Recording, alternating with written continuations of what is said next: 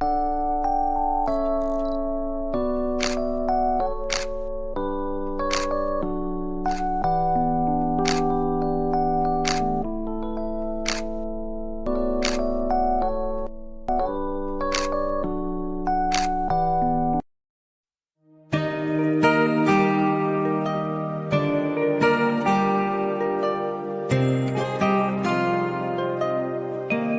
दोस्तों, स्वागत है आपका एक बार फिर से युवा पीढ़ी क्लासेस के यूट्यूब चैनल में, जहां हम लोग हैं आप लोगों के लिए डेडिकेटेड टू एक्सीलेंस। तो हमने अभी तक वर्णमाला टॉपिक में स्वरों को अच्छे से समझ लिया है, पढ़ लिया है, व्यंजन को हम शुरू कर चुके हैं। व्यंजन को शुरू करके हम उच्चारण के आधार पर व्यंजनों को पढ़ रहे थे, तो उसी के आगे उसी क्रम में हम आगे चलने वाले हैं। तो उसी क्रम में आगे चलने के लिए हमने देखा था कि हम स्पर्शीय व्यंजन पढ़ चुके, स्पर्श संघर्षी पढ़ चुके, वर्गीय व्यंजन पढ़ चुके, पंचमाक्षर पढ़ चुके। पंचमाक्षर जबकि भाई डिटेल में पढ़ना या डिटेल में बातें करना बाकी है, ठीक है। तो आगे उन्हीं क्रम में हम चलते हैं। तो उसी क्रम में हम देखते हैं कि पहले तो हम लिखते हैं क्या, पूरे व्यंजन लिखते हैं आपके, ठीक है। जैसे का, खा, गा, घा, ङा, च, छ, ज, झा, अय्या, ट, ठ, ड, ढ, ड़, त, थ, द, ध, न, प, फ, ब, भ, म, य, र, ल, व, स, स, स, ह, छ, त्र, क्य, स। तो आप लोगों ने ये देखा कि देखो यहाँ कुछ नहीं है, इस जगह पे नहीं है, यहाँ भी नहीं है और यहाँ भी नहीं है। मतलब ये हुआ कि या, रा, ल, व का कोई पंचमाक्षर नहीं है, स, स, ह का कोई पंचमाक्षर नहीं है, और छ, त, ज्ञ, स का भी कोई पंचमाक्षर नहीं है, ठीक है। और इनको हमने पढ़ा था पंचमाक्षर में। ये हमारे लिए पंचमाक्षर थे, मतलब अभी भी हैं, पंचमाक्षर कहते हैं हम इनको। अब पंचमाक्षर इनको कहते हैं, लेकिन इनके तो पंचमाक्षर ही नहीं। ये वाले जो या अलावा हैं, इन अक्षरों का या इन व्यंजनों के पंचमाक्षर नहीं है, इन वर्णों का पंचमाक्षर नहीं है, इन वर्णों का पंचमाक्षर नहीं है। मतलब ये है कि इनका खुद का कोई पंचमाक्षर है ही नहीं। अगर पंचमाक्षर है तो बस इनके हैं। नासिक के व्यंजन अगर हैं तो इनके हैं, इसलिए उनको बोलते हैं वर्गीय व्यंजन। क्योंकि अगर इनके होते और इधर कुछ होता तो ये पूरे पूरे वर्गीय व्यंजन होते यहाँ तक, लेकिन यहाँ तक ही हैं, क्योंकि यहाँ से ही 5 और यहाँ से ही 5, इसलिए इनको बोला जाता है वर्गीय व्यंजन, क्योंकि इनके पास 5-5 की श्रेणी में है। जबकि इनके पास पंचमाक्षर है ही नहीं, नासिक के व्यंजन है ही नहीं है, ठीक है। तो इनके खुद के नासिक व्यंजन जब नहीं है, इनके खुद के जब पंचमाक्षर नहीं है, तो फिर हम इनका उपयोग करते हैं, इन पंचमाक्षर का उपयोग करते हैं। इन पंचमाक्षर का उपयोग करके इनको हम पूरा करते हैं। तो पहली बात तो ये समझ जाते हैं कि इनका खुद का कोई पंचमाक्षर, इनका खुद का कोई नासिक के व्यंजन है ही नहीं, कोई नासिक के वर्ण है ही नहीं, ठीक है। अब पढ़ते हैं इन्हीं की श्रेणी के हिसाब से कि इनके नाम क्या क्या दिए जाते हैं इनको। तो हम देखते हैं, एक श्रेणी बनती है अंतस्थ या अंतःस्थ व्यंजन, ऐसे करके। अब अंतःस्थ व्यंजन का क्या मतलब क्या होता है कि अंतः मतलब अंदर, स्थ मतलब स्थित। इस प्रकार के व्यंजनों को हम अंतस्थ व्यंजन बोलते हैं, जो अंदर स्थित होते हैं। अब ये अंतस्थ व्यंजन कौन कौन से हैं? तो एक तो या होता है, रा होता है, ला होता है और वा होता है। ये 4 व्यंजन हैं जो अंतस्थ व्यंजन कहलाते हैं। अब इन 4 व्यंजनों के अंतस्थ व्यंजन होने की वजह क्या है कि ये हमारे अंदर विद्यमान होते हैं, इनको अंदर से बोला जाता है। ये मान लो ऐसा कह दो कि ये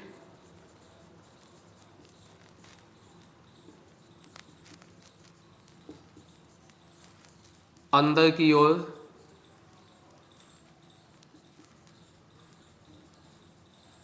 वायु खींचते हैं। क्या करते हैं? अंदर की तरफ वायु खींचते हैं, इसलिए इनको अंतस्थ व्यंजन बोला जाता है। अब इन अंतस्थ व्यंजनों में भी अलग अलग इनके नाम दे दिए गए हैं। कैसे नाम दे दिए गए हैं? जैसे हमने जैसे पढ़ा या और वाह, इन दोनों को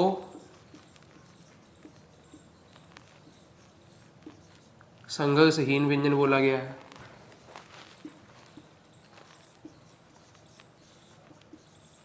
सप्रभा व्यंजन बोला गया है।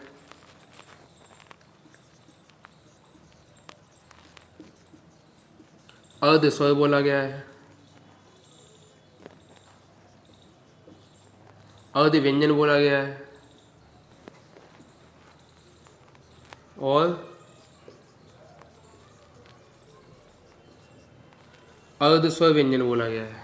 अर्ध स्वर व्यंजन मतलब या और वा, ये दो अक्षर या दो वर्ण या दो व्यंजन ऐसे हैं जिनको इन इन नाम से जाना जाता है। संघर्षहीन व्यंजन भी इसी को कहा जाता है, सप्रभा व्यंजन भी इन्हीं को कहा जाता है, अर्ध स्वर भी इनको कहते हैं, अर्ध व्यंजन भी इनको कहते हैं और अर्ध स्वर व्यंजन भी इनको कहते हैं। ठीक है, इस बात की पुष्टि किसने की थी कि भाई ये सप्रभा है, संघर्षहीन है, इनमें संघर्ष नहीं है? तो इस बात की पुष्टि की थी डॉक्टर भोलानाथ तिवारी ने। डॉक्टर भोलानाथ तिवारी ने कहा था कि ये संघर्षहीन और सप्रभा व्यंजन है। ठीक है, मतलब जिस तरफ भाव होता है उसी तरफ बह जाते हैं, इसलिए सप्रभा। संघर्षहीन मतलब इनमें संघर्ष नहीं लगाना पड़ता, इसलिए संघर्षहीन। अब ये अर्धस्वर कैसे हैं, अर्ध व्यंजन कैसे हैं या अर्धस्वर व्यंजन कैसे हैं? तो मुझे इसके ज़्यादा कुछ उदाहरण देखने को मिले नहीं, काफ़ी ढूंढने के बाद भी। तो जो मिले उन्हीं से थोड़ा समझ लेना। एक शब्द बोलते हैं कौवा। इसी कौवा को हम इस प्रकार भी तो लिख लेते हैं कौवा। ठीक है, एक लिख लेते हैं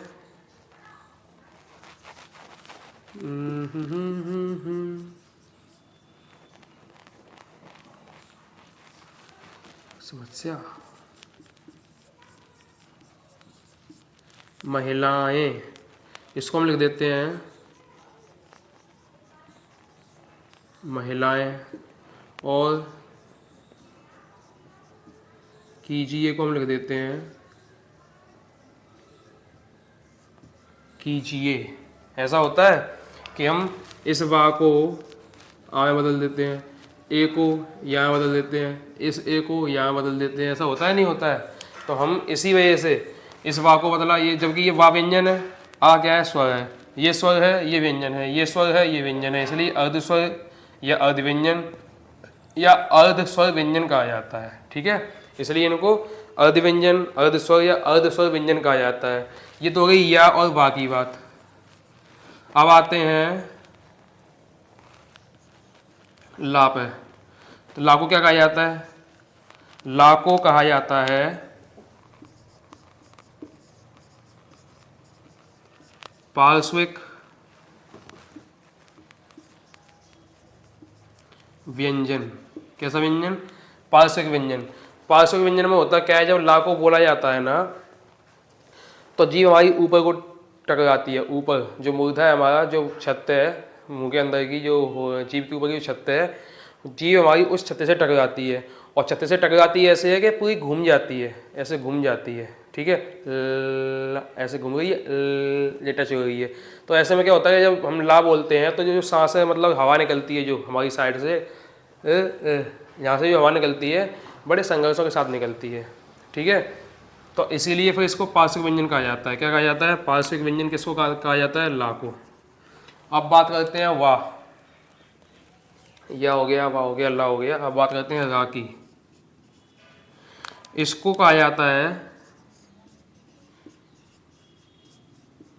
प्रकंपित या लुंठित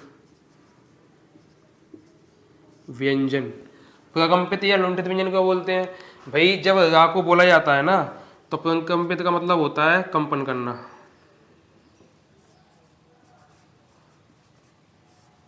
कंपन। और लुंठित का मतलब होता है लोटना।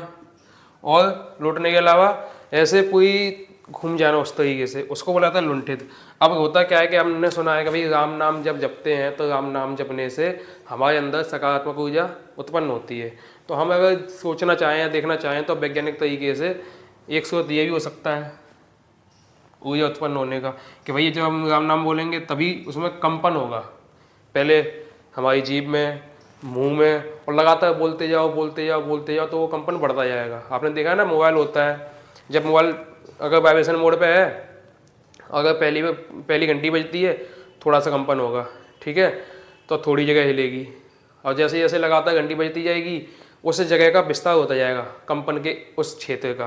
पहले कंपन इतनी जगह में, फिर इतना इतना इतना इतना इतना इतना बढ़ता जाएगा, और जिस जगह मोबाइल रखा हुआ है उस जगह अंदर तक घुसता जाएगा कंपन। तो कंपन की ऐसी कुछ प्राकृतिक गुण होते हैं कि जिस जगह है हो रहा है कंपन उसके अंदर तक जाएगा, और फैलाव भी पूरे में क्षेत्र में करेगा, जितना हो सकता है उतना बढ़ाता जाएगा अपने फैलाव को। जैसे ही जिम में मोबाइल रखा है और बजेगा भूं भूं भूं, और ऐसे ही बजेगा तो ऐसे बढ़ती जाएगी उसकी कंपन ध्वनि, है ना, तो वो पूरी हमारी बॉडी तक कंपन करता है, तब हमें पर जाके पता लगता है कि हाँ मोबाइल बज रहा है, किसी का फ़ोन आ रहा है।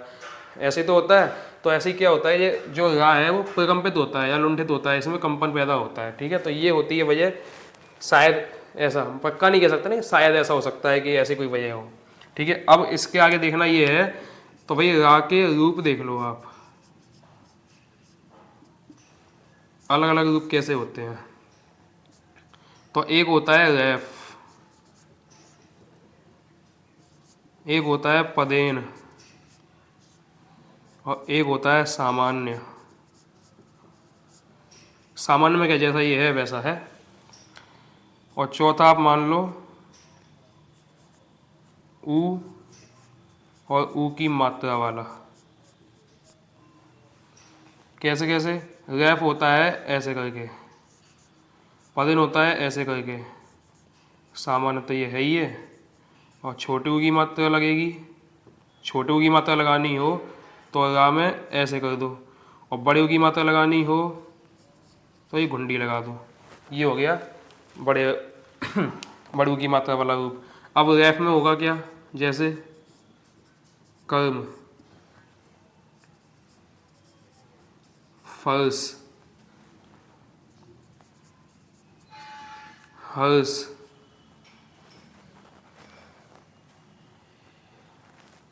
और क्या हो सकता है,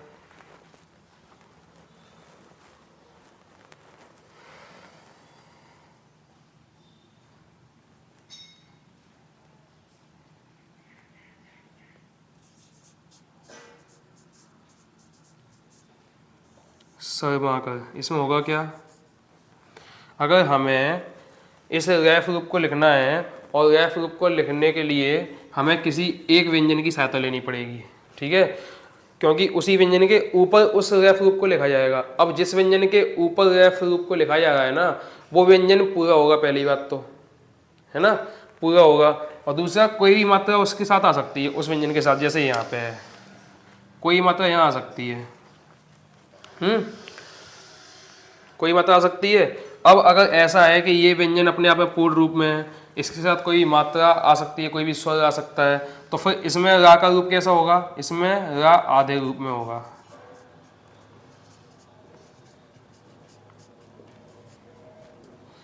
रैफ रूप में जो होगा वो आधे रूप में रा होगा। अब आते हैं पदेन में, तो पदेन के उदाहरण देख लो भाई, क्रम, ग्रह, प्रयोग,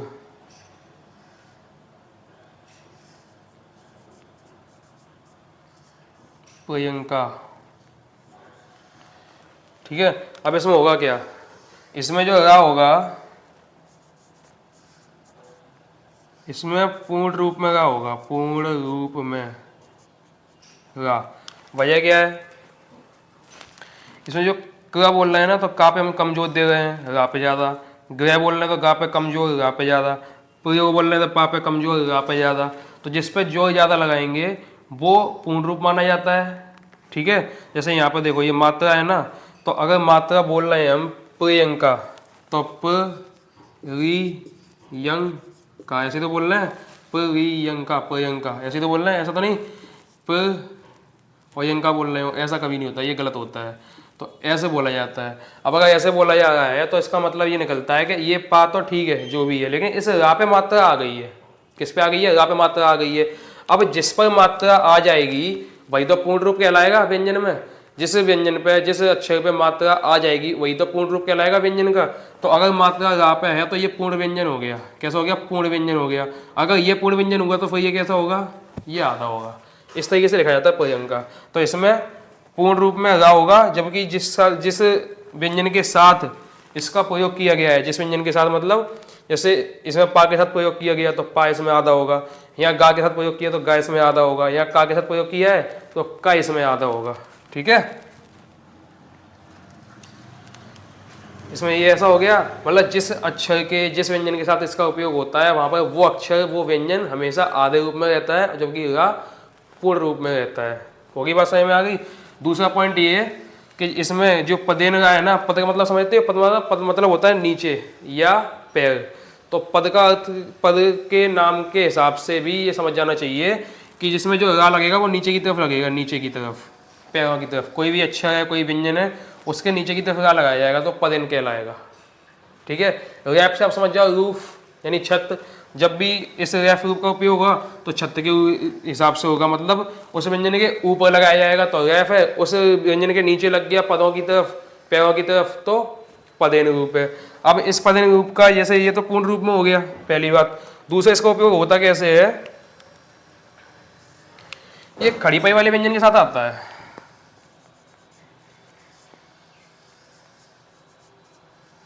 खड़ी पाई वाले व्यंजन के साथ। कौन से वाले? खड़ी पाई वाले व्यंजन के साथ इसका उपयोग होता है। अब एक उपयोग ऐसा भी है जो लोटनिक के साथ होता है। लोटनिक व्यंजन में रा, और कैसा होगा? पूर्ण रूप में। अब ये पूर्ण रूप में कैसा होगा? तो देखो भाई, ट्रैक्टर, ड्रम, ट्रांस, और कौन से होते हैं लोटनिक? ह्रस्व, तो हो ऐसे, ऐसा कुछ होता है। या हृदय लिखना हो तो इसमें ये टा बन जाएगा। ये देखो इधर, ये हृदय, इसमें ये टा।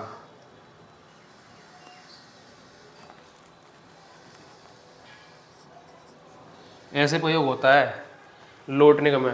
हमने पढ़ा था हा लोटनिक है हमारा, डा लोटनिक है, टा लोटनिक है, ठा लोटनिक है, पढ़ा था ना, ढा लोटनिक है। तो इन सभी में लोटनिक व्यंजन में जब रा का प्रयोग होता है, होता पदेन में ही है। कैसा? पदेन रूप। कैसा होगा ये? पदेन रूप। लेकिन पदेन का ध्यान रखना हमेशा, पदेन हमेशा इस तरफ होता है, इस तरफ। तो फिर ये एक और जो दूसरा वाला लगा है ना, ये देखो, ये कहलाता है पदेन, पदेन रा। और ये जो दूसरा लगा है ना, इसे कह लेते हैं हलंत। अब इस हलंत को लिखने का फायदा क्या है? तो इस हलंत से ये पता लगता है कि इसमें टा आधा है, क्योंकि जहाँ जहाँ हलंत होगा वहाँ वहाँ व्यंजन आधा होगा। ये तो होता है, जहाँ जहाँ हलंत होगा वहाँ वहाँ व्यंजन अपने मूल रूप में होगा या आधे रूप में होगा। तो अगर इस ड्रम को, ट्रांस को, ट्रैक्टर को, रस्सों को अलग करेंगे तो मान लो ये ड्रम आसान लगेगा थोड़ा समझाने में, तो ये डा लिया, डा में ये हलंत लगाया, ठीक है, तो इससे क्या हो जाएगा? डा आधा हो गया। अब इसमें ये लगा दिया रैफ रूप, सॉरी पदेन रूप लगा दिया, तो अब होगा क्या? इस डा में दोनों चीज़ें हैं, हलंत भी है और पदेन भी है। अब जब इनको एक साथ लिखा जाएगा इकट्ठा करके, तो कैसे लिखा जाएगा? इकट्ठा करने के लिए हम क्या करते हैं? डा, ये हलंत, ये पदेन, ये बन गया डा, और जोड़ दिया हम तो बन गया ड्रम। सुनिए बातों को। तो पदेन रूप इस तरीके से भी लिखते हैं, मतलब एक तो खड़ी पाई वाले व्यंजन में लिखा जाएगा और दूसरा लोटनिक व्यंजन में। और खड़ी पाई वाले व्यंजन कौन से है? देखो, का खड़ी पाई, ये बोला था ना, का खड़ी पाई कौन सा है? खड़ी पाई को पार करने वाला व्यंजन का और फा होते हैं। उसके अलावा खड़ी पाई को पार न करने वाले व्यंजन 22 होते हैं। तो 22 वो, और 2 पार करने वाले 24। इन 24 में से किसी में भी आ जाए, हमेशा ऐसे ही उपयोग होगा पदेन के रूप में। और जब आता है ये लोटनिक में, 9 बताए थे लोटनिक, तो ये 9 लोटनिक है। 9 लोटनिक में इसका उपयोग इस प्रकार से होगा, इधर पदेन होगा, उधर हलंत होगा। इससे पता ये लग जाएगा कि पदेन होने की वजह से रा पूरा है और हलंत होने की वजह से डा आधा है, या लौटने के वाले सारे के सारे व्यंजन आधे होते हैं। ठीक है। तीसरा, सामान्य रूप में देख लो भाई, सामान्य रूप में अगर देखना हो तो कोई भी नाम लिख लो।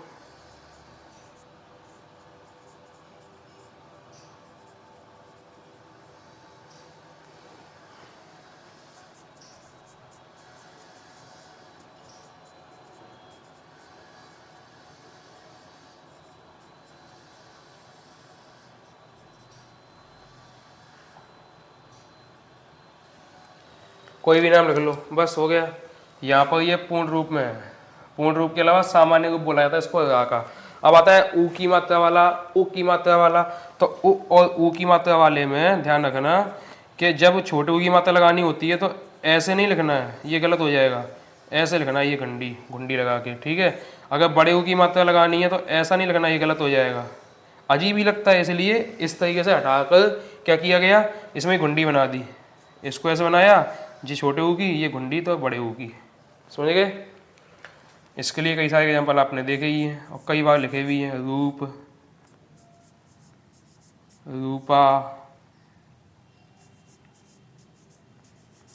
रूठना, ऐसे कई सारे। अब रूठना में बोलेंगे रुकना, तो रुकना में छोटी ऊ की मात्रा बिना घुंडी वाली, रूठना में बड़ी ऊ की मात्रा घुंडी वाली। समझ गए बातों को। तो अंतस्थ ये होते हैं। अंतस्थ व्यंजन जो अंदर की तरफ वायु खींचते हैं उसे अंतस्थ व्यंजन बोला जाता है। ये अंदर स्थित होते हैं। या और वा इसमें संघर्षहीन, सप्रवा, अर्धस्वर, अर्धव्यंजन, अर्धस्वर व्यंजन रूप में होते हैं। और इस बात की पुष्टि की थी डॉक्टर भोलानाथ तिवारी ने। ठीक है। इस तरीके से वो समझ सकते हैं कि आधे आधे क्यों कहलाते हैं, आधे व्यंजन आधे स्वर क्यों कहलाते हैं। समझ में आ गया। फिर आता है ला पे, तो ला होता है पार्श्विक व्यंजन। पार्श्विक व्यंजन में होता है क्या, ला में जीभ घूम जाती है, ऊपर टच हो जाती है छत्ते से, और छत्ते से टच होते ही बगल में से निकलती है हवा, सांस, वायु। ठीक है।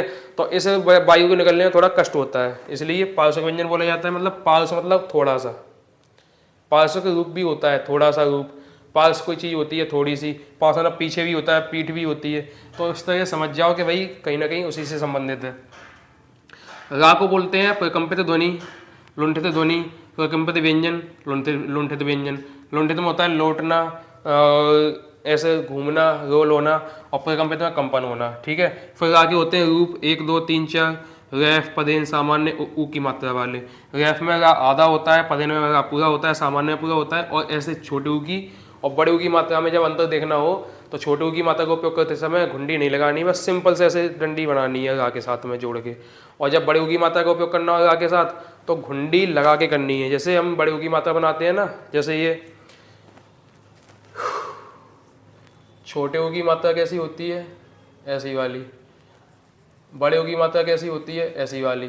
तो इसका उपयोग हम रा में करके, रा में धन कर देंगे बड़ी ऊ की मात्रा का, तो ऐसे बन जाता है रू।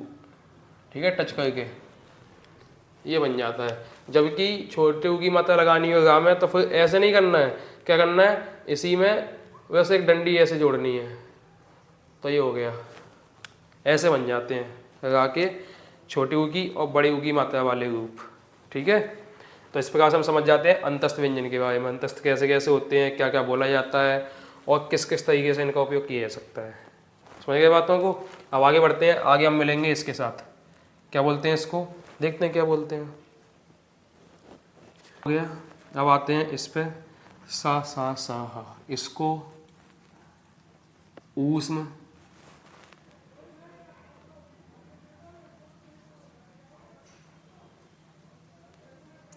ऊष्मीय, ऊष्मण,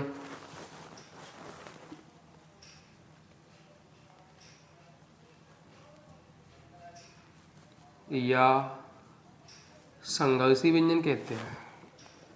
क्या बोलते हैं, ऊष्म, ऊष्मीय, ऊष्मण या संघर्षी व्यंजन कौन कौन से, सा,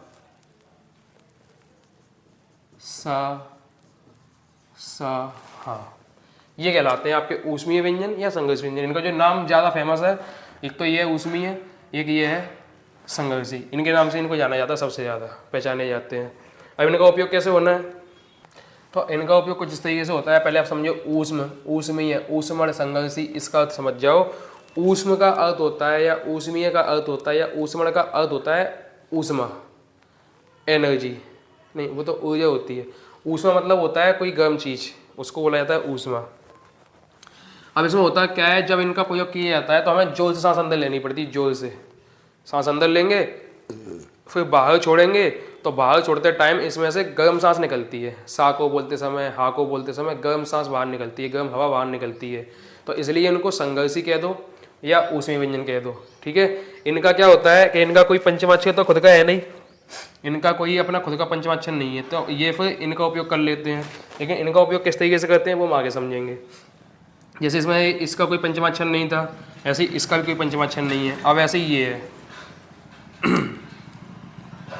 संयुक्त व्यंजन। अब इसमें देखना उसी व्यंजन में कुछ पढ़ने को कुछ नहीं है, बस याद रखो कि ये उसी व्यंजन कहलाते हैं, इसके अलावा कुछ स्पेशल नहीं है। तो आते हैं संयुक्त व्यंजन पे। संयुक्त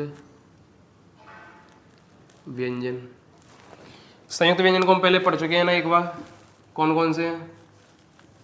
छ, त्र, ज्ञ, स्र।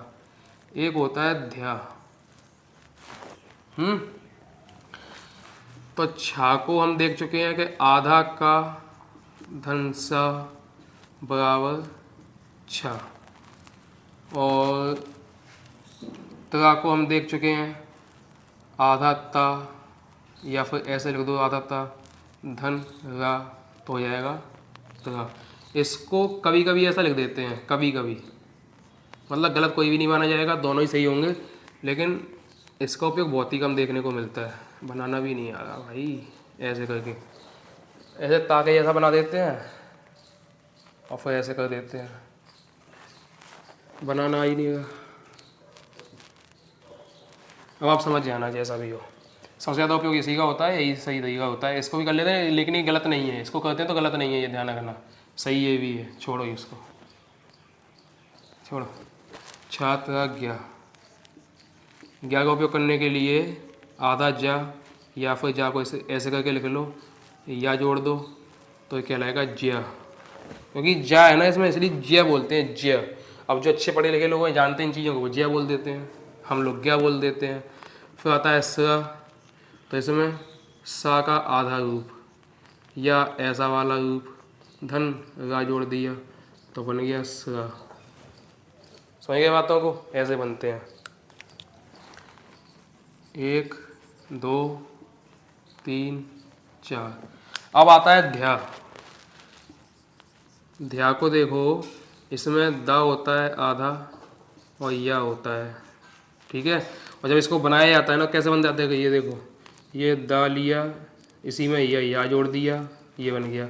अब इसी को अगर सही से लिखना हो तो ऐसा लिख देते हैं, या मान लो ऐसा करके ऐसा और ऐसा कर देते हैं, बन गया ध्या, ठीक है। अब इसको संयुक्त व्यंजन क्यों नहीं कहा गया? इसको संयुक्त व्यंजन में क्यों नहीं रखा गया?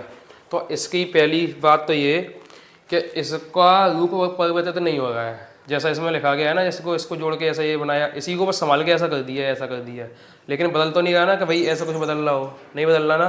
तो पहली तो वजह ये है, इस वजह से इसको सम्मिलित नहीं किया गया संयुक्त व्यंजन में, क्योंकि ये अपने रूप में रहता ही है, अपना रूप ही नहीं बदल रहा, तो संयुक्त क्यों कहेंगे इसको जब रूप नहीं बदल रहा? तो संयुक्त इनको कहा गया है, ये देखो ये रूप बदल रहे हैं, का के जैसा ये है ही नहीं, सा के जैसा ये है ही नहीं, ता के जैसा ऐसा कुछ है नहीं इसमें, जा के जैसा कुछ है ही नहीं इसमें, या के जैसा कुछ है नहीं, ऐसे इनके जैसा कुछ नहीं है। तो ये अपने रूप को बदल रहे हैं जुड़ने के बाद में, इसलिए संयुक्त रूप कहा गया है, और संयुक्त रूप की श्रेणी में रखा गया है, इसलिए संयुक्त व्यंजन कहा गया है। जबकि इसको ऐसा कुछ है ही नहीं है, ये अपने रूप परिवर्तन कर ही नहीं पा रहा है, बस संभल रहा है, थोड़ा सा सुधार आ रहा है, लेकिन बदल नहीं रहा, ठीक है। पहली वजह तो ये। दूसरी वजह ये कि इसका टूटा हुआ रूप भी शामिल किया गया है और इसको सही माना गया है, जबकि इनके किसी भी टूटे हुए रूप को सही नहीं माना जाएगा। मान लो ता कर देंगे, मान लेंगे क्या? सा कर देंगे, मान लेंगे क्या? गलत है ना ये। इसको हम ऐसा कर देंगे, मान लेंगे क्या? नहीं मानेंगे। इसको हम ऐसा कर देंगे, मान लेंगे क्या? नहीं मानेंगे। तो इनके टूटे हुए रूप को स्वीकार ही नहीं किया जा रहा है, जबकि इसका टूटा हुआ रूप स्वीकार कर सकते हैं। ऐसा एनसीईआरटी भी कहती है। जैसे उद्यान लिखना है हमें, तो उद्यान हम ऐसे भी लिख देते हैं और उद्यान हम ऐसे भी लिख देते हैं, सही ये भी है, सही ये भी है। लेकिन जब एग्जाम में आए देखने को, तो ये आपके लिए ज़्यादा सही है, जो अलग किया गया है वो ये कम सही रहता है एनसीईआरटी के हिसाब से। ठीक है, तो इस प्रकार से संयुक्त व्यंजन हो जाते हैं आपके। मतलब हमने पहले पढ़ लिए अंतस्थ व्यंजन, फिर पढ़ लिए ऊष्मीय संघर्षी व्यंजन, अब पढ़ लिए संयुक्त व्यंजन। अब संयुक्त व्यंजन के बाद में हम पढ़ लेंगे द्वित्व। द्वित्व द्वित्व व्यंजन या युग्मक ध्वनि या युग्मक व्यंजन। अब इनमें होता क्या है द्वित्व में? द्वित्व का मतलब होता है दो, ये लिखा है द्वि मतलब दो, और या फिर युग्म का मतलब होता है जोड़ा। युग्म का मतलब होता है जोड़ा।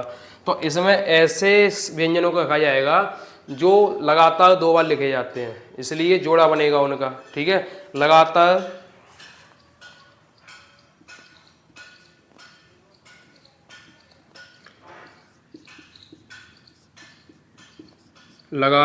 दो बार लिखे जाने वाले,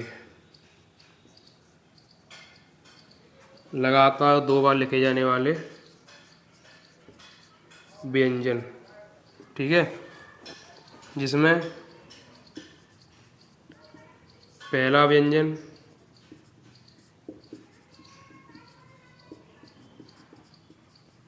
आधे रूप में,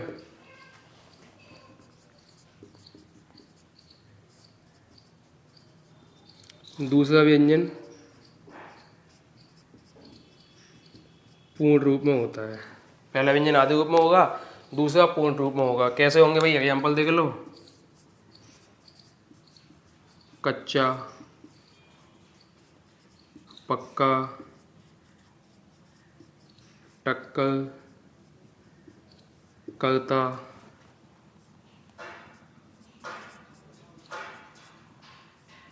निमित्त, प्रसन्न,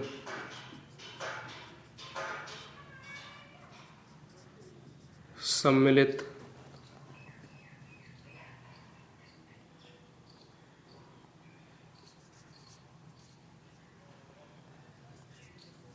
कुल्ला,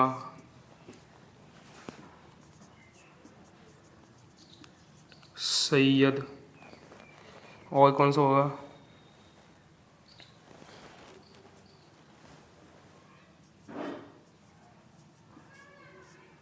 चद्दर, मुहर्रम, ऐसे ही और भी कई सारे जो भी आपको ध्यान आ जाए, वो सारे सारे द्वित्व व्यंजन कहलाते हैं। द्वित्व व्यंजन या युग्मक ध्वनि या युग्मक व्यंजन। ठीक है, इसमें होता क्या है, कोई व्यंजन लगातार दो बार लिखा जाता है। दूसरा, पहला व्यंजन आधे रूप में होगा और दूसरा व्यंजन पूर्ण रूप में होगा। ये देखो, पहला आधे में, दूसरा पूर्ण, आधा पूरा, आधा पूरा। ये आधा ता होगा, फिर पूरा ता, आधा ता फिर पूरा ता, फिर आधा ना पूरा ना, ये आधा फिर पूरा, ये आधा फिर पूरा। देखो, ये आधा पूरा, ये आधा पूरा, ये आधा ऊपर नीचे पूरा। ठीक है, इस तरीके से द्वित्व व्यंजन पढ़े जाते हैं। द्वित्व के बाद में हम पढ़ेंगे व्यंजन गुच्छ। व्यंजन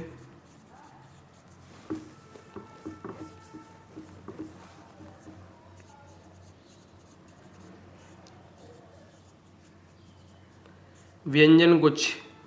व्यंजन गुच्छ कौन से होंगे? तो व्यंजन गुच्छ होंगे कोई भी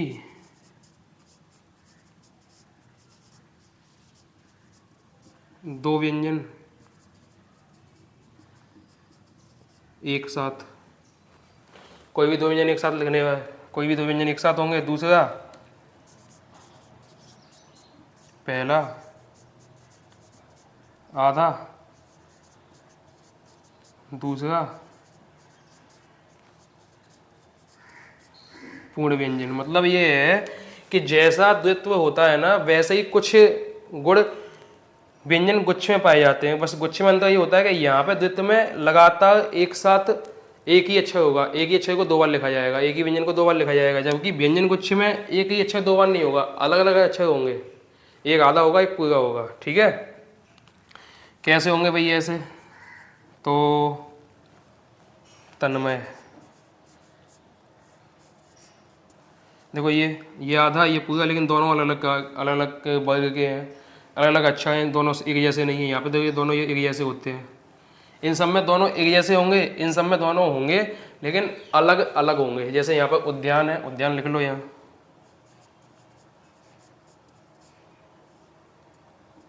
उद्यान लिख लो, पहला आधा दूसरा पूरा, और दोनों ही अलग अलग श्रेणी के, या अलग अलग अच्छे, सीधी बात है, अलग अलग व्यंजन होंगे दोनों। कोई भी दो व्यंजन एक साथ,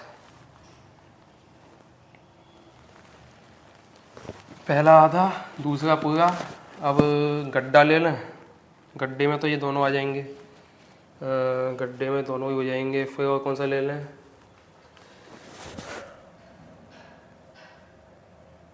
चम्मच में दोनों द्वित्व में हो जाएंगे। गंदा ले लें, गंदा, गंदा, पहला आधा दूसरा पूरा है, पहला आधा दूसरा पूरा। थोड़ी देर पहले हमने लिखा था शर्मा, ये पहले पढ़ा जाएगा सर, रा पहले पढ़ा जाएगा तो रा आधा और माँ पूरा हो गया भाई। गुप्ता ले लो भाई, गुप्ता, ये भी तो है गुप्त वंश, गुप्त शासक, वंश में ही देखो ना जो बने बिंदी के रूप में वो आधा है, सा पूरा है। तो ऐसे व्यंजनों को व्यंजन गुच्छ कहा जाता है, जिनमें पहला व्यंजन आधा माना जाएगा, दूसरा पूरा माना जाएगा, और दोनों ही अलग अलग होंगे, एक जैसे नहीं होंगे। जैसे द्वित्व में दोनों एक जैसे होते हैं यहाँ पे, लेकिन इसमें होंगे दो, एक आधा एक पूरा, लेकिन दोनों ही अलग अलग होंगे। ठीक है, तो इस प्रकार के व्यंजनों को, इस प्रकार के शब्दों को, ये व्यंजनों को समझ लो, शब्द तो नहीं, ये व्यंजन गुच्छ व्यंजन कहलाते हैं। ये व्यंजन गुच्छ व्यंजन, ठीक है। द्वित्व व्यंजन, गुच्छ व्यंजन, संयुक्त व्यंजन, ऊष्मीय व्यंजन, अंतस्थ व्यंजन। और बचे हैं कोई? बचे तो हैं, थोड़ा मिटाएं इसको। का कर ले ध्वनि,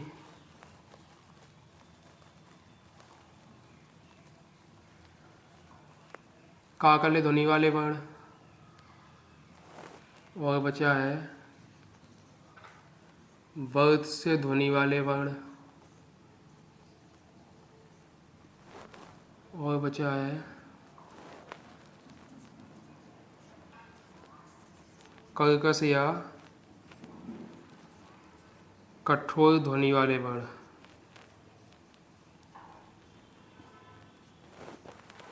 ऐसे और बच्चे हैं हमारे पास। कैसे? अब इनमें का कर ले, मैं इनमें समझाने में कुछ नहीं है, बस लिख लो, याद कर लो, उससे ज़्यादा कुछ नहीं है। का कर ले में एक तो होता है आपका हा, और दूसरा होता है विसर्ग। ये दोनों का कर ले ध्वनि वर्ण कहलाते हैं। बर्थ में ना, ला, सा और जा, ये बर्थ ध्वनि में होते हैं। कर्कश में टा, ठा, डा, ढा, ये वर्त से ध्वनि वर्ण कहलाते हैं। ठीक है, इस प्रकार से काकल्य हो गया, वर्त से हो गया, कर्कश हो गया। अब हमारा जो अगला मिलेगा वो मिलेगा हमको आगत व्यंजन। आगत व्यंजन वे होते हैं जिनको कहीं दूसरी भाषा से लिया गया है, आए हैं जो दूसरी जगह से, दूसरे देश से, दूसरी भाषा से। तो वो कौन कौन से होते हैं? का, खा, गा, घा, नहीं घा नहीं, का, खा, गा, जा, फा, ये 5 होते हैं। कितने होते हैं? 5 होते हैं। ये 4 होते हैं, ये 4 होते हैं, ये 2 होते हैं। हो गए। अब इनको आगत व्यंजनों को हम नुक्ता वर्ण भी बोलते हैं। नुक्ता बोलने की वजह क्या है? तो ये खड़ी शुरू रेखा, ये खड़ी पाई, और इस खड़ी पाई के बगल से ये बिंदी लगी होगी। किसी भी व्यंजन या अक्षर के नीचे बिंदी होगी, वो भी साइड से, तो वो नुक्ता वर्ण कहलाएगा, क्योंकि इस बिंदी को बोलते हैं नुक्ता। क्या बोलते हैं बिंदी को? नुक्ता कहा जाता है इस बिंदी को। जैसे ये देखो, ये बिंदी है, ये बिंदी है, ये बिंदी है,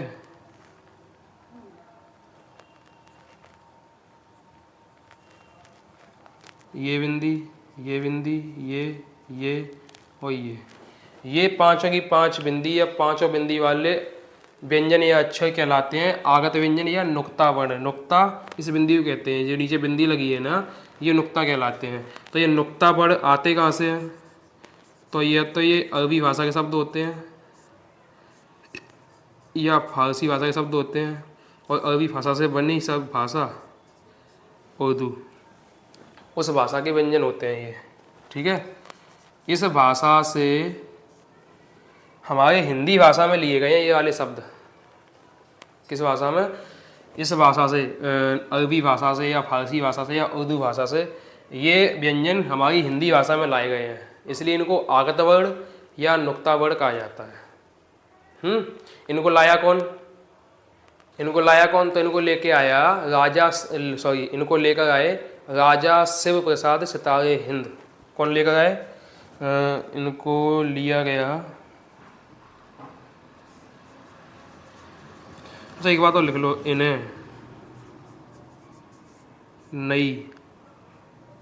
हिंदी भाषा में,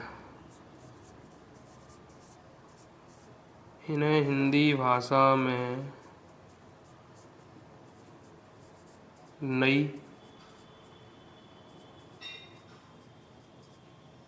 विकसित ध्वनि भी कहते हैं।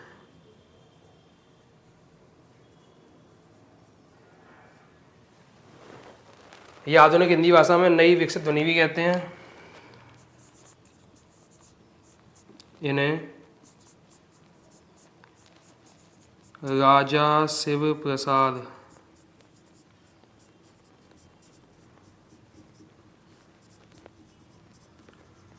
सितारे हिंद,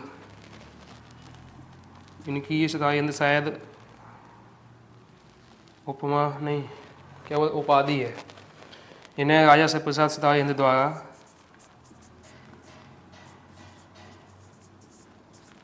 हिंदी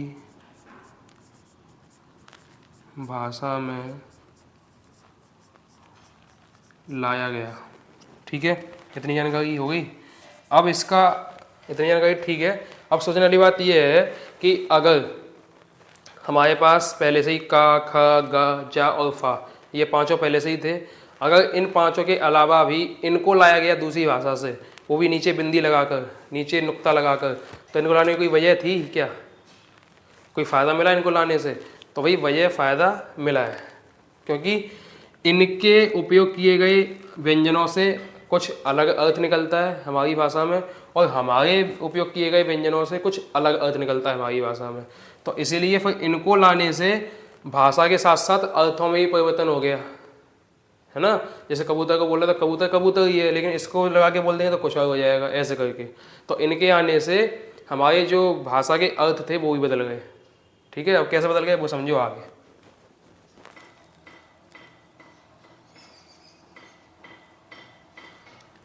यहाँ हिंदी भाषी वर्ण होंगे,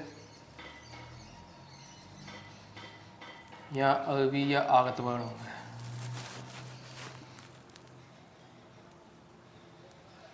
ठीक है, पहले का है, का से हम बनाएंगे कफ, खा से खाना, गा से गोल, जा से जगह, फा से फन, और लिख लो सजा, और लिख लो बाग, और लिख लो ताक। इन सब के हमारे पास तो कुछ और ही अर्थ होगा। अब इसी को यहाँ लिख लो, कफ, खाना, गोल, जगह, फन,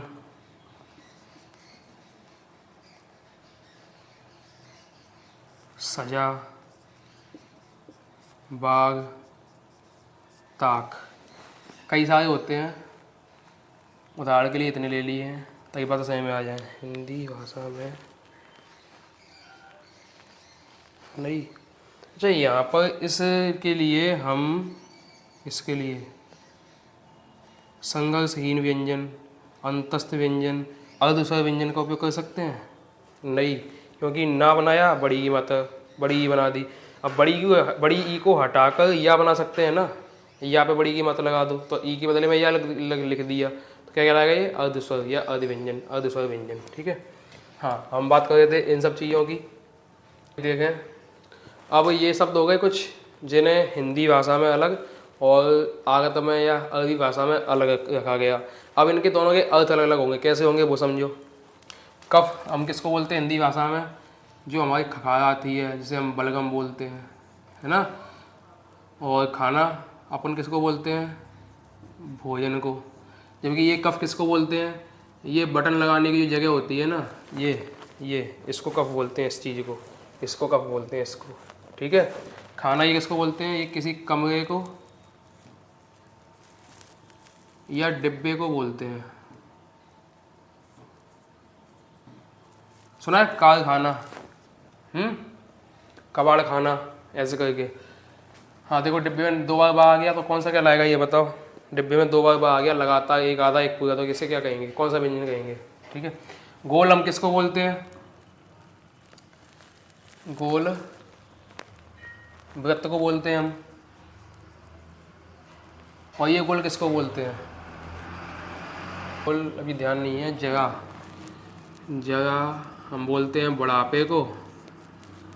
और ये बोलते हैं थोड़ा सा, थोड़ी चीज़ों को जगह बोलते हैं। हम बोलते हैं फन किसको, सांप को, फनधार, फणधार, ये फन बोलते हैं। हुनर को हम सजा बोलते हैं, किसी चीज़ को सजाना हो, ये बोलते हैं सजा, दंड को। बाग हम बोलते हैं जो घोड़े की होती है, ये बाग किसको बोलते हैं, बगीचे को।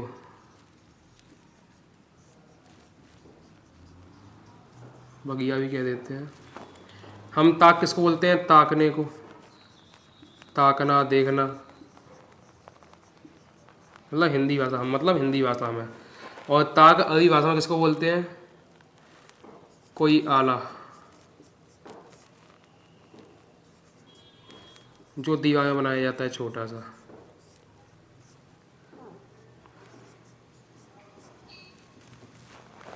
ऐसे बोलते हैं। इसमें एक चीज़ तो हम भूल ही गए, जो गलती है हमारी, ये का ऐसे बनेगा नुक्ता लगा के, खा में नुक्ता, गा में नुक्ता, जा में नुक्ता, फा में नुक्ता, या जा में नुक्ता, गा में नुक्ता, का में नुक्ता। इस तरीके से आगत व्यंजन, आगत वर्ण, नुक्ता वर्ण, नुक्ता व्यंजन या अरबी फारसी से लिए हुए व्यंजनों को देखकर हम समझ जाते हैं अंतर, कि भाई अगर हिंदी में ये चीज़ें बोली जाती हैं तो इनका अर्थ ये होता है, अगर यही चीज़ें अरबी भाषा में बोली जाती है तो इनका अर्थ ये होता है। ठीक है। दल, दल मतलब समूह।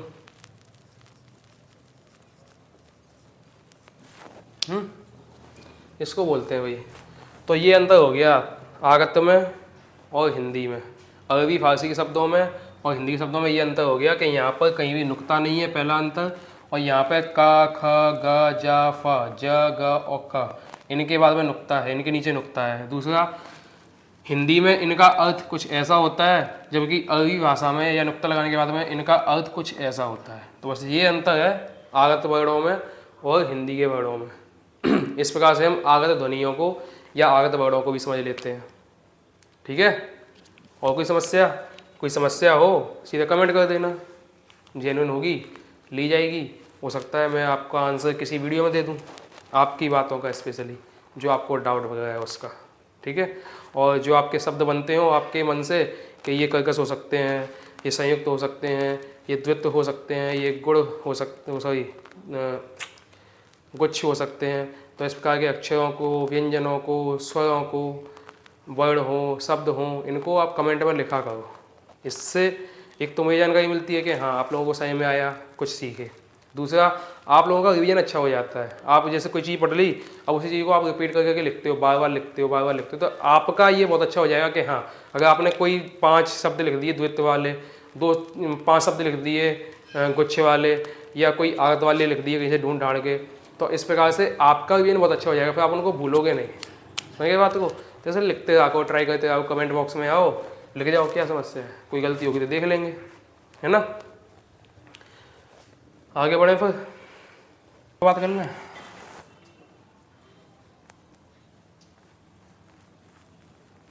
चिन्ह या संकेत,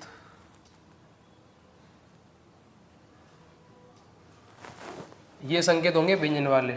इससे पहले हमने संकेत पढ़े थे स्वर वाले, ठीक है, जिसमें अनुस्वार, अनुनासिक, अयोगवा, आगत ऐसे कुछ थे। ये चिन्ह होंगे व्यंजन वाले, तो इनको देखना है पहले। व्यंजन वाले कैसे कैसे होंगे ये देखो, ये शुरू रेखा, खड़ी पाई, खड़ी पाई के इधर एक बिंदी, इसके नीचे एक बिंदी, एक ये बिंदी, ये 3 बिंदी हैं।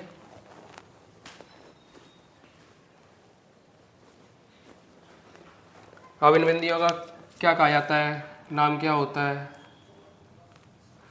देखो, इसको हम बोलते हैं पंचमाक्षर बिंदी।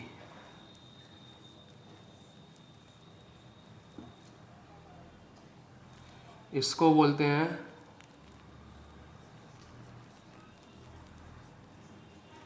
उत्क्षिप्त बिंदी। पंचमाक्षर के अलावा नासिक के लिख लो भाई।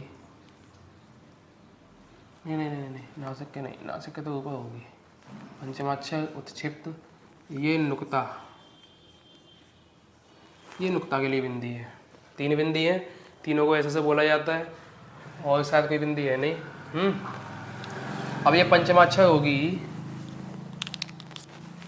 तो पंचमाक्षर में ऐसा कौन सा अक्षर है जिसके साथ में ये बिंदी लिखी जाती है? तो वो देखो, अंगा। उत्क्षिप्त में आ जाओ।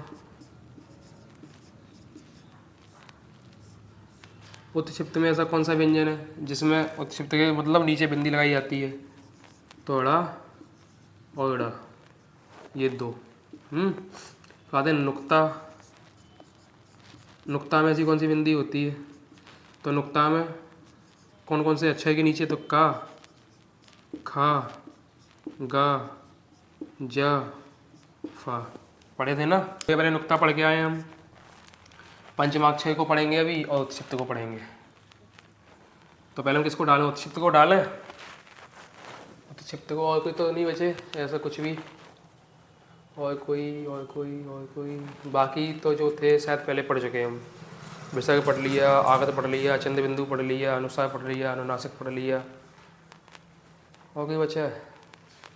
सुई लगभग 8-10। रैफ था, हलंत था, पदेन था, ऋषि वाला भी था, सब पढ़ लिए लगभग।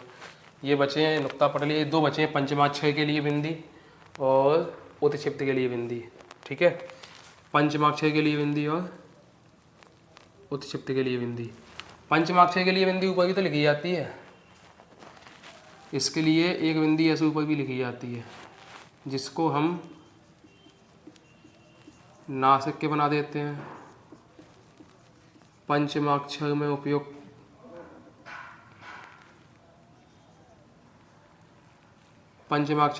कर लेते हैं, और इसी बिंदी को अनुस्वार कहा जाता है। और अनुस्वार हम पहले पढ़ चुके हैं। तो अगर हम पंचमाक्षर पढ़ेंगे ना, तो पंचमाक्षर में इस बिंदी का उपयोग किया जाएगा सबसे ज़्यादा, ये हमारे लिए इंपॉर्टेंट है। उत्क्षिप्त को भी देख लेते हैं भाई। दो होते हैं उत्क्षिप्त, इनका कुछ नियम होते हैं। इन नियमों को जो पढ़ लेगा भाई, उसका उत्क्षिप्त बहुत अच्छा हो जाएगा। और जो क्वेश्चन बनते हैं ना, अगर उत्क्षिप्त से बन गया तो अधिकतर लोगों का उत्क्षिप्त वाला क्वेश्चन गलत ही हो जाता है, ठीक है। तो हमें उत्क्षिप्त व्यंजन और पंचमाक्षर व्यंजन, ये 2 व्यंजनों की जो बिंदियां हैं, है ना, जो संकेत हैं, जो चिन्ह हैं, उनको ढंग से पढ़ना पड़ेगा।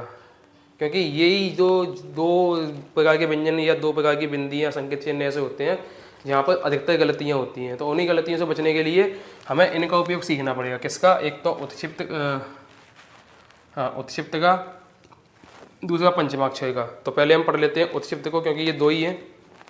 थोड़े से नियम होंगे वो हम सीख लेंगे, क्योंकि पंचमाक्षर के नियम ज़्यादा हैं, क्योंकि ये 5 अक्षर हैं, ठीक है। उसके अलावा यहाँ भी पंचमाक्षर होने चाहिए थे, लेकिन यहाँ पंचमाक्षर है ही नहीं है। तो इनके कौन से पंचमाक्षर बनेंगे, कौन से नहीं बनेंगे, वो चीज़ें यहाँ पढ़ेंगे, ठीक है, तो अभी हम आगे बढ़ के पहले उत्क्षिप्त को समझ लेते हैं।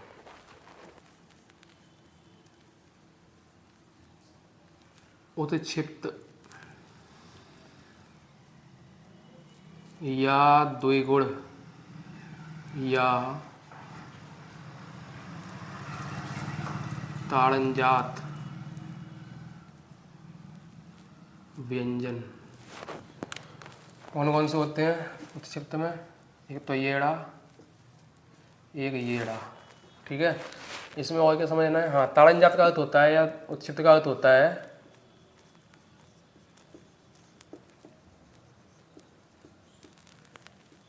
फेंका हुआ व्यंजन। किसका? ये उत्क्षिप्त का। या ताड़नजात का अर्थ होता है फेंका हुआ व्यंजन। द्विगुण क्यों कहा जाता है इसको? क्योंकि द्विगुण के कहने की वजह क्या है? आपने डा और ढा पढ़ा टा वर्ग में, इसी डा और ढा से एक ड़ा बन गया, एक और ड़ा बन गया, है ना। तो इसीलिए इनको द्विगुण कहा जाता है, एक गुण ये एक गुण ये। समझ गए बात को? अब इनके उपयोग कैसे कैसे होने हैं?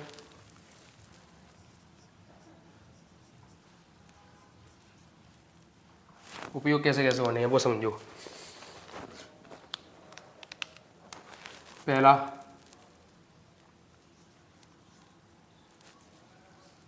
पहला है शब्दों के शुरू में,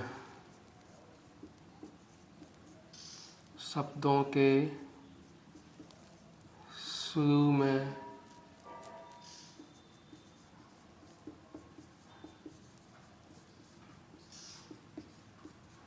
नहीं लिखे जाते हैं। अगर शब्दों के शुरू में नहीं लिखे जाते हैं तो कहाँ लिखे जाएंगे?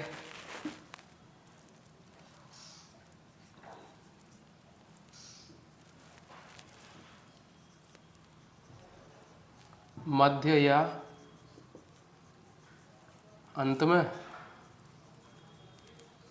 मध्य या अंत में लिखे जाते हैं अगर शुरू में नहीं लिखे जाएंगे तो। वजह क्या है? क्योंकि शुरू में लिख के इनका उच्चारण संभव नहीं है।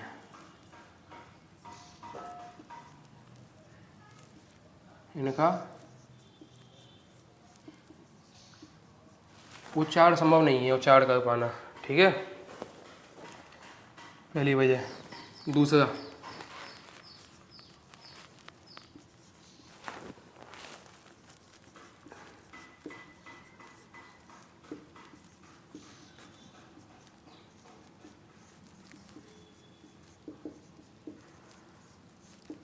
अंग्रेजी के शब्दों में नहीं लिखे जाते। अंग्रेजी शब्दों में नहीं लिखे जाते, वजह क्या है? क्योंकि ये बने ही हिंदी के लिए हैं, इसलिए अंग्रेजी शब्दों में नहीं लिखे जाते। भाई ज़रा समझ जाएंगे ना, समझ आ गई बात? अंग्रेजी शब्दों में नहीं लिखे जाएंगे तो हिंदी के में लिखे जाएंगे। लिख लेते हैं। अगर अंग्रेजी के में नहीं लिखना है तो कहाँ लिखेंगे? हिंदी में तो लिखेंगे। तीसरा,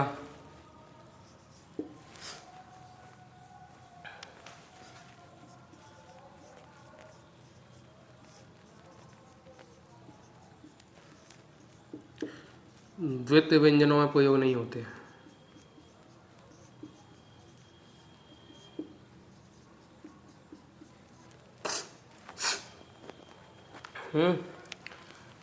कौन से प्रयोग नहीं होते द्वितीय व्यंजनों में? ड़ा ड़ा, इन दोनों का प्रयोग द्वितीय व्यंजनों में नहीं होता। तो किसका होता है? इसका होता है और इसका होता है। इसका प्रयोग नहीं होता है, इन दोनों का होता है, ठीक है। अगर इन दोनों को भी लिखा जाएगा, इन दोनों को भी लिखा जाएगा ना द्वित्व में, तो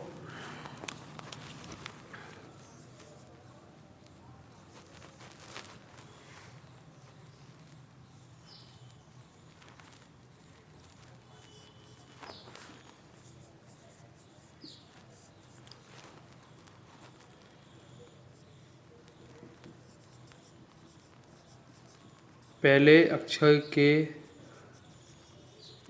नीचे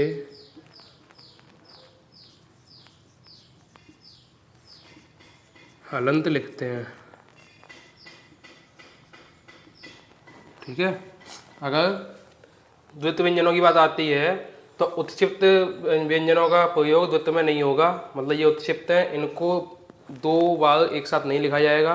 तो किसको लिखा जाएगा, तो इनको लिखा जाएगा डा और ढा को। जब डा और ढा एक साथ लिखे जाएंगे द्वित्व में तो पहले वाले के नीचे क्या होगा, हलंत होगा। ठीक है,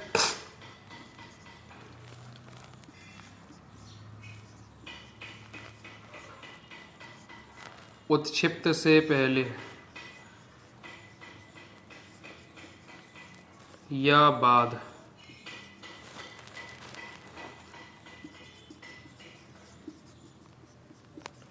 अनुस्वार का प्रयोग नहीं होगा।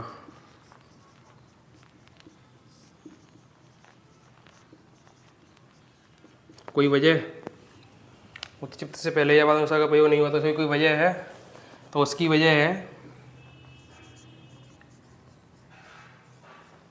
कि अगर होगा भी अगर साथ में तो उच्चार संभव नहीं है। हम लोग एक साथ पढ़ ही नहीं सकते। पढ़ के देख लो कैसे पढ़ोगे भाई, मुझे तो सही में नहीं आता, कैसे पढ़ा जाएगा। इसलिए क्या होगा, उच्चार संभव नहीं है, इसलिए फिर उनको एक साथ लिख के, मतलब अनुस्वार को और उत्क्षिप्त को एक साथ नहीं लिखा जाएगा, ना आगे पीछे लिखा जाएगा। एक अक्षर एक व्यंजन छोड़ के लिख दो कोई समस्या नहीं, लेकिन एक साथ या आगे पीछे नहीं लिखा जाएगा, मतलब पड़ोसी नहीं होंगे ये। ठीक है, पहले या बाद प्रयोग नहीं होगा, इसका मतलब क्या हुआ,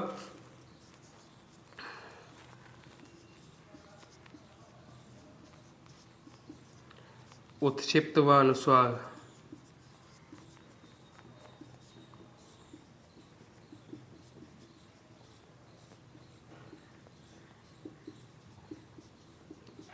पड़ोसी नहीं होंगे। पांचवा है, कुछ ज़्यादा इम्पोर्टेंट नहीं है लेकिन लगाना तो पड़ेगा ही। उपसर्ग में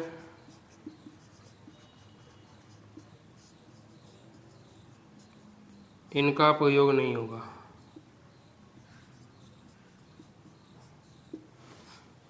उपसर्ग में इनका प्रयोग नहीं होगा। ये 5 तरीके हैं उत्क्षिप्त को इस्तेमाल करने के, उत्क्षिप्त को लिखने के और नहीं लिखने के। उत्क्षिप्त का दूसरा नाम द्विगुण होता है या फिर ताड़न जात के नाम से इनको जाना जाता है। ताड़न जात का और उत्क्षिप्त का अर्थ होता है फेंका हुआ व्यंजन, जो फेंक कर दिया जाए, मतलब जैसे जीभ उठा के पटक दी जाए, अड़ा अड़ा अड़ा अड़ा अड़ा अड़ा अड़ा अड़ा अड़ा अड़ा अड़ा अड़ा, तो ये फेंका जा है ना जीभ को, ऊपर से नीचे, नीचे से ऊपर,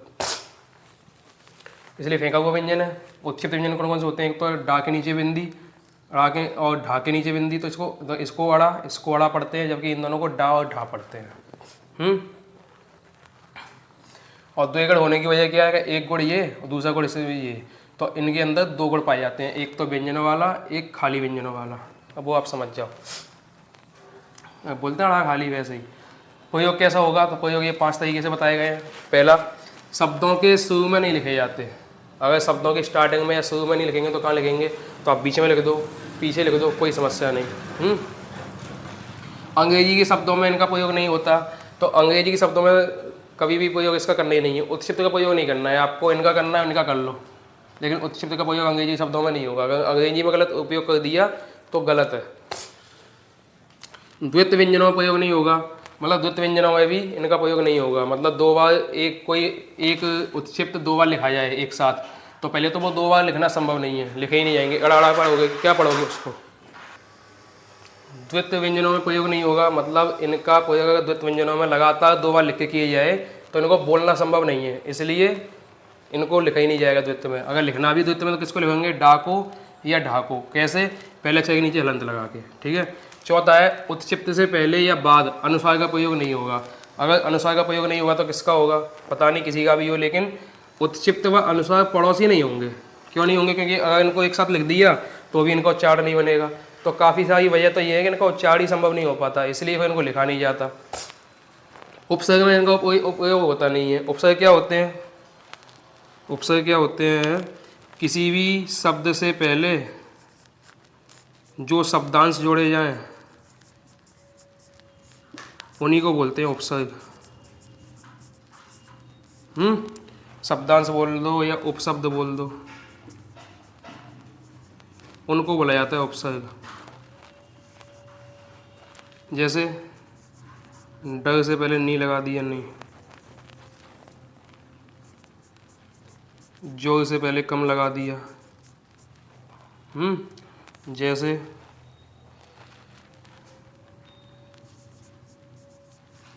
शंका से पहले आ लगा दिया, जैसे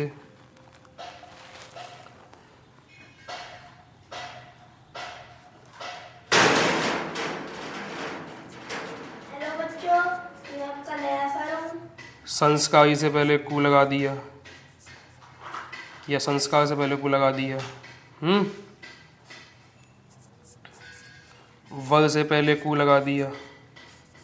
तो इनको शब्दांश बोल दो या उपशब्द बोल दो, इनको बोलते हैं उपसर्ग, जो शब्दों से पहले लिखे जाएं। ठीक है, इनको समझ लो भाई। अब इनके उदाहरण कैसे पेश किए जाएं, तो उदाहरण के लिए मैं इसको मिटाता हूँ।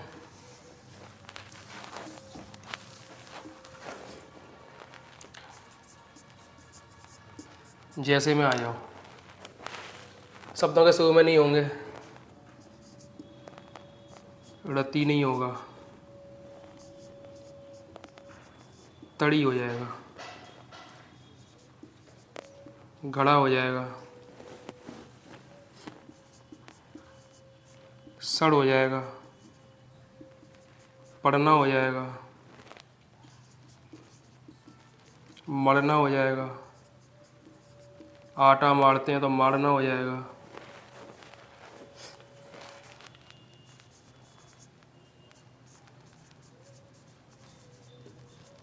घुमक्कड़ हो जाएगा।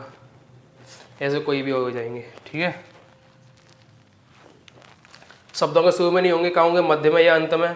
तो ये देखो अंत में या मध्य में, और ये अंत में। तो अंत में या मध्य में होंगे, लेकिन शुरू में नहीं होंगे, क्योंकि उच्चारण संभव नहीं है। इसको पढ़ के देखो, अड़ाती, अड़ाती नहीं होगा ना। अंग्रेजी शब्दों में नहीं होंगे, हिंदी के में होंगे। अब अंग्रेजी का मान लो रोड लिख दिया तुमने, रोड, तो ये गलत है। रोड, अगर रोड लिखना भी है तो बिना बिंदी के लिखो, ये होगा रोड, तो ये सही है। अगर ऐसा लिखा तो ये गलत है। ठीक है, रोड के अलावा कई सारे शब्द होंगे ऐसे। द्वित्व में उपयोग नहीं होगा। द्वित्व में कैसे, द्वित्व में द्वित्व का कौन शब्द मिले, कौन शब्द लिखेंगे हम।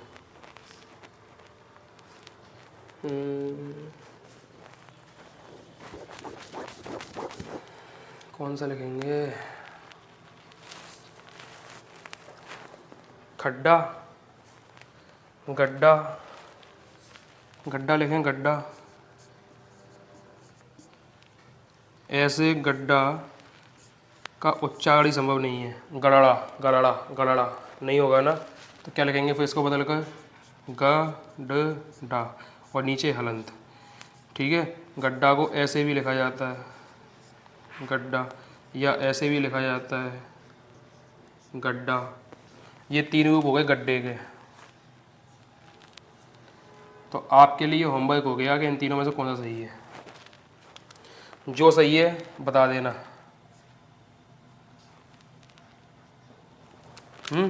ऑप्शन है आपके पास,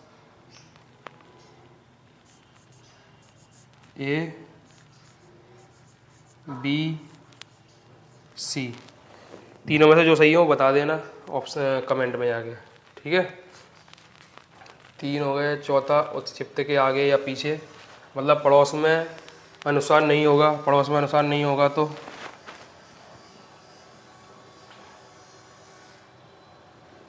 पड़ोस में अनुसार नहीं होगा, ऐसा कौन सा शब्द लिख सकते हैं।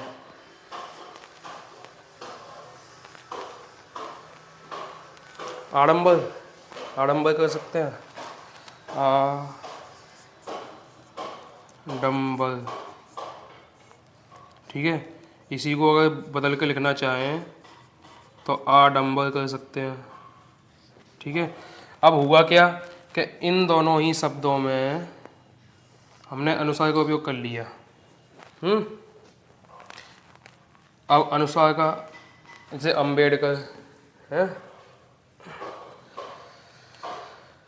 अब अनुसार का प्रयोग कर लिया ना, तो इसका मीनिंग ये है कि यहाँ पर आपका उत्क्षिप्त नहीं होगा। ठीक है, क्योंकि अगर उत्क्षिप्त होगा तो उत्क्षिप्त को ऐसे लिखा जाना चाहिए, आ रम बर, आडम्बर लिखा जाएगा, जबकि ऐसा संभव ही नहीं है, है ना। तो इसलिए उत्क्षिप्त में अनुसार का प्रयोग नहीं होगा, जबकि बिना उत्क्षिप्त के सही है ये अनुसार। ठीक है, उपसर्ग बता ही दिया था थोड़ी देर पहले। तो हमने यहाँ पर उत्क्षिप्त द्विगुण ताड़नजात या फेंके हुए व्यंजन के भी सारे प्रयोग समझ लिए। ये प्रयोग है 5 प्रकार से, मतलब कहाँ उपयोग होना है कहाँ नहीं होना है। ठीक है, इस प्रकार से 5 उपयोग हैं इसके। और 5 उपयोग के अलावा ये उत्क्षिप्त या द्विगुण कहलाएगा। द्विगुण या उत्क्षिप्त लिखने के यही तरीके होते हैं। तो इस प्रकार से हम समझ जाते हैं भाई उत्क्षिप्त द्विगुण ताड़नजात व्यंजन कैसे होते हैं, कैसे इनको लिखा जाता है, कैसे नहीं लिखा जाता है, क्या नियम बनते हैं लिखने के नहीं लिखने के। तो ये आपके सामने है। ठीक है, और अगर ध्यान रखना इसका एक पॉइंट और समझ लेना, उपसर्ग में इनका प्रयोग नहीं होगा तो कहाँ कर सकते हैं प्रयोग? प्रत्यय में कर सकते हैं।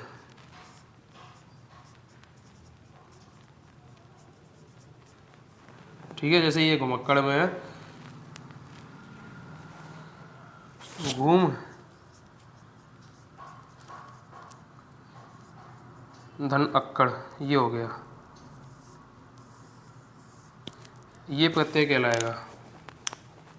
जो अक्कड़ है ना, अक्कड़ शब्द, ये अक्कड़ शब्द कहलाएगा प्रत्यय। ऐसे शब्द, ऐसे शब्दांश, ऐसे उपशब्द जो किसी शब्द के मूल शब्द के बाद लिखे जाते हैं वो प्रत्यय, पहले लिखे जाते हैं उपसर्ग। तो उपसर्ग में उत्क्षिप्त का प्रयोग होगा नहीं और प्रत्यय में उत्क्षिप्त का प्रयोग हो सकता है। ठीक है, इस प्रकार से उत्क्षिप्त द्विगुण ताड़नजात और कई प्रकार के विभिन्न विभिन्न जैसे अंतस्थ, ऊष्मीय, संयुक्त, काकल्य, वर्त्स्य, कठोर, आगत के बाद उत्क्षिप्त पे आ गए। उत्क्षिप्त का पूरा समझ लिया, सीख भी लिया आप लोगों ने। अब इनके बाद आएगा पंचमाक्षर, वो थोड़ा सा आपको ठीक से समझना पड़ेगा। ये तो आसान हो जाते हैं, आसान वो भी हो जाएंगे समझा दूंगा तो, लेकिन थोड़ा सा तो उसके लिए फोकस रखना पड़ेगा आपको। ठीक है, तो आज के लिए इतना करते हैं, इतना काफ़ी है। फिर अगली क्लास में, अगली वीडियो में और अच्छे से देखेंगे, चीज़ों को समझेंगे और इसके आगे ले चलेंगे। और ये आपका लगभग ख़त्म होने पर ही है व्यंजन, है ना। फिर चलेंगे वर्ण विच्छेद, वर्ण विन्यास या वर्णों के टुकड़े, उसको करेंगे, आपकी वर्णमाला फिनिश। ठीक है, तो अगली वीडियो में मिलते हैं। तब तक के लिए अपना ख्याल रखना, अपने परिवार का ख्याल रखना, वीडियो को शेयर करना, लोगों के साथ बांटना, लाइक करना, चैनल को सब्सक्राइब करना और मेरा सपोर्ट करना, बहुत ज़्यादा सपोर्ट करना। आपके सपोर्ट से ही सब कुछ संभव है, क्वालिटी वगैरह लाना और मेरा जेब खर्चा सब आप लोगों पर डिपेंड है। तो बने रहना हमारे साथ, चैनल को सब्सक्राइब करके ही जाना। मिलते हैं नेक्स्ट वीडियो में, तब तक के लिए जय श्री राम, बाय बाय।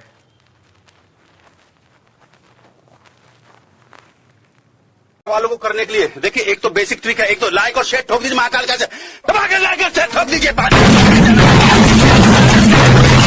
पूरा साल मेहनत करता हूँ आपके लिए बेटा, ऐसा नहीं चलेगा। खत्म, देखो मत, जल्दी से करो सब्सक्राइब। एक लाइक, भाई लाइक करे, फॉलो करे, शेयर करे। क्या चाहिए बदले में हमें?